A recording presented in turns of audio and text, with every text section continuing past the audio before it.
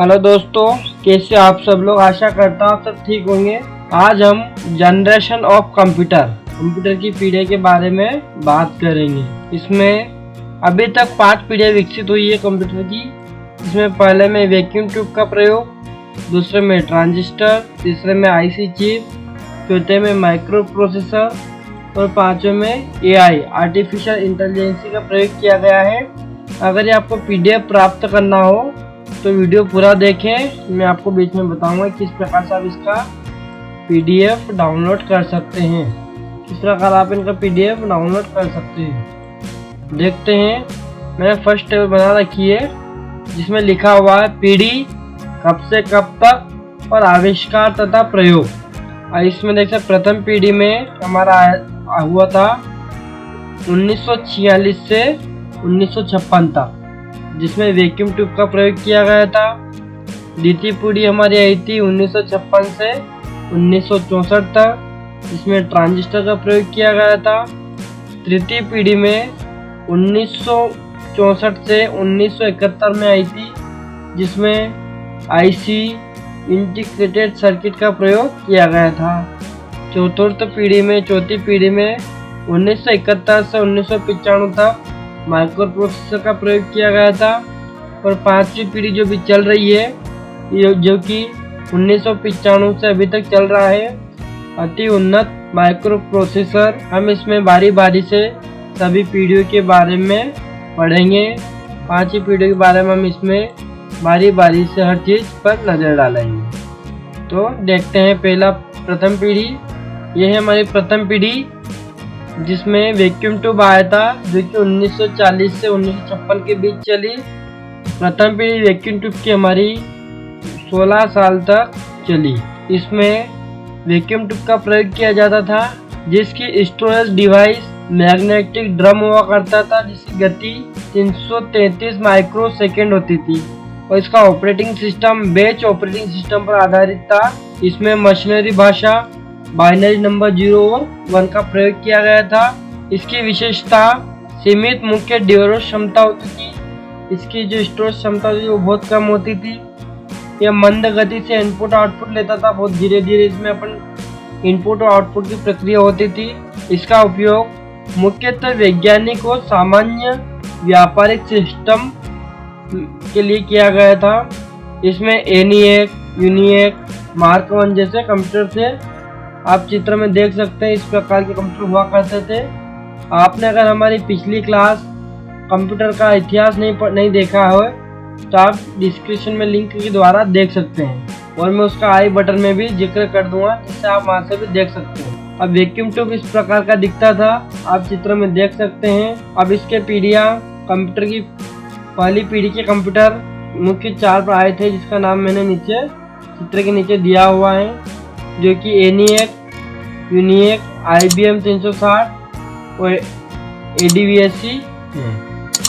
अगला देखते हैं, अगली पीढ़ी देखते हैं। अगली द्वितीय पीढ़ी है, जिसे 1956 से 1964 में लाई गई थी, जो कि 9 साल तक चली। इसमें ट्रांजिस्टर का प्रयोग किया गया था। ये 1956 से 1964 में चली। इसमें ट्रांजिस्टर का प्रयोग किया गया था। इसमें मैग्नेटिक कोर टेक्नोलॉजी का प्रयोग किया गया था स्टोरेज करने के लिए।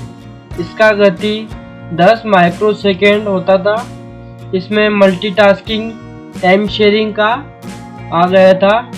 इसकी भाषा असेंबली भाषा, उच्च स्तरीय भाषा का प्रयोग किया जाता था।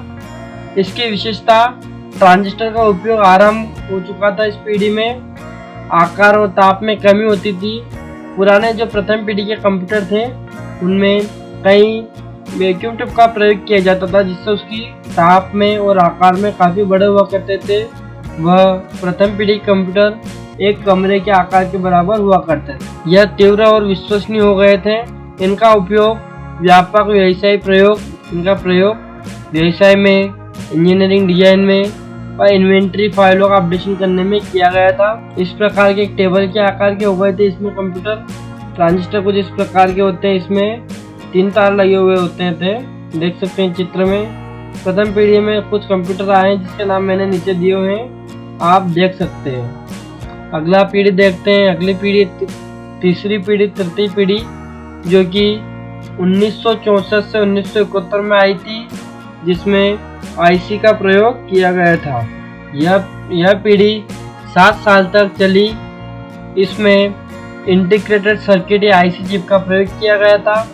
इसमें डिवाइस को स्टोरेज करने के लिए मैग्नेटिक कोर का प्रयोग किया जाता था।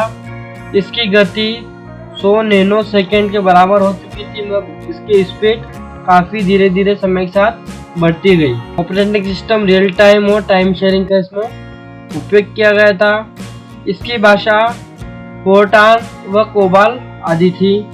इसकी विशेषता देख सकते हैं, चुंबकीय कोर और सॉलिड स्टेट का मुख्य स्टोरेज के रूप में प्रयोग किया गया था। इसमें रिमोट प्रोसेसिंग था व इसका साइज एक टेबल के आकार का हो गया था तृतीय पीढ़ी में। इसमें इनपुट आउटपुट को नियंत्रित करने का ये कर सकते थे। इसका उपयोग database management system, online system reservation के लिए भी इसका प्रयोग किया जाता था। इसमें कई प्रकार के कंप्यूटर आए, जैसे IBM सिस्टम 360, NCR 365, B 6500 आदि इसमें आए हैं। आप चित्र देख सकते हैं। यह इस प्रकार के टेबल के आकार के हो गए थे। इस प्रकार की चिप को आईसी चिप या इंटीग्रेटेड सर्किट कहा गया है। इसमें जो कंप्यूटर आए थे उसका लिस्ट यहाँ नीचे दिया हुआ आप देख सकते हैं। हम बढ़ते हैं हमारी चौथी पीढ़ी की तरफ, जो कि अभी के युग में चल रहा है, बहुत यूज हो रहा है। चौथी पीढ़ी थी VLSI, very large scale integrated. इसको हम माइक्रो प्रोसेसर भी कह सकते हैं। इस पीढ़ी में 1971 से 95 तक इसका चलन रहा। यह कुल 24 साल तक चली। इसमें स्टोरेज के लिए सेमीकंडक्टर मेमोरी का प्रयोग किया गया था, सेमीकंडक्टर और विचेस्टर डिस्क का प्रयोग। इसकी गति 10 पिको सेकेंड हो गई थी। इसमें टाइम शेयरिंग नेटवर्क का भी आ गया था। भाषा इसमें फोर्टान 77, पास्कल, ADA, कोबोल 74 इस प्रकार की भाषाओं का प्रयोग इसमें किया जाने लगा। इसकी विशेषता देखते हैं। यह एक मिनी कंप्यूटर उपयोग में वृद्धि, कंप्यूटर बहुत छोटे हो गए थे, इससे इनका प्रयोग अधिक मात्रा में किया जाने लगा। विभिन्न हार्डवेयर निर्माण में यंत्रों के बीच अनुकूलता ताकि उपभोक्ता किसी एक विक्रेता से बंधा न रहे। इसमें कई प्रकार के कंपनियों ने इनके हार्डवेयर बनाना चालू कर दिए, जिससे उपभोक्ता या यूजर किसी एक कंपनी के प्रभाव में न रहे, बंधा नहीं रहे। इसका उपयोग इलेक्ट्रॉनिक फंड ट्रांसफर, व्यापारिक उत्पादन और व्यक्तिगत उपयोग में भी इनका प्रयोग किया जाने लगा। जो हमारे पास अभी हम यूज में करते हैं वह इसी प्रकार के कंप्यूटर होते हैं। हम चौथी पीढ़ी कंप्यूटर का प्रयोग कर रहे हैं, जिसके कुछ मैंने नाम दिए हुए हैं जो कि अभी यूज हो रहे हैं, आप देख सकते हैं। इसके अलावा हम बढ़ते हैं हमारी आखिरी पीढ़ी, पांचवी पीढ़ी की ओर, जो कि अभी वर्तमान में चल रही है। इसमें आर्टिफिशियल इंटेलिजेंसी का प्रयोग किया गया है, जो कि 1995 से अभी तक चल रही है। इसमें स्टोरेज के लिए ऑप्टिकल डिस्क का प्रयोग किया जाता है। इसमें स्टोरेज के लिए ऑप्टिकल डिवाइस का प्रयोग किया जा रहा है। Operating system, knowledge information processing system का प्रयोग होता है। इसकी विशेषताएं information management, natural language processor, switch character, image recognition. अभी के समय में यह इसी प्रकार की पीढ़ी पर कार्य चल रहा है, इस प्रकार चल रहा है। इसमें हमारे desktop, laptop, Alexa, notebook, Chromebook इस प्रकार के सभी कंप्यूटर इसी की श्रेणी में आते हैं, जिसमें भी रोबोटिक्स पे काफ़ी काम चल रहा है। आने वाले समय में हम इससे भी आधुनिक प्रकार के यंत्रों का प्रयोग करेंगे। अगर आपको वीडियो पसंद आया हो तो आप हमारे चैनल को सब्सक्राइब जरूर करें।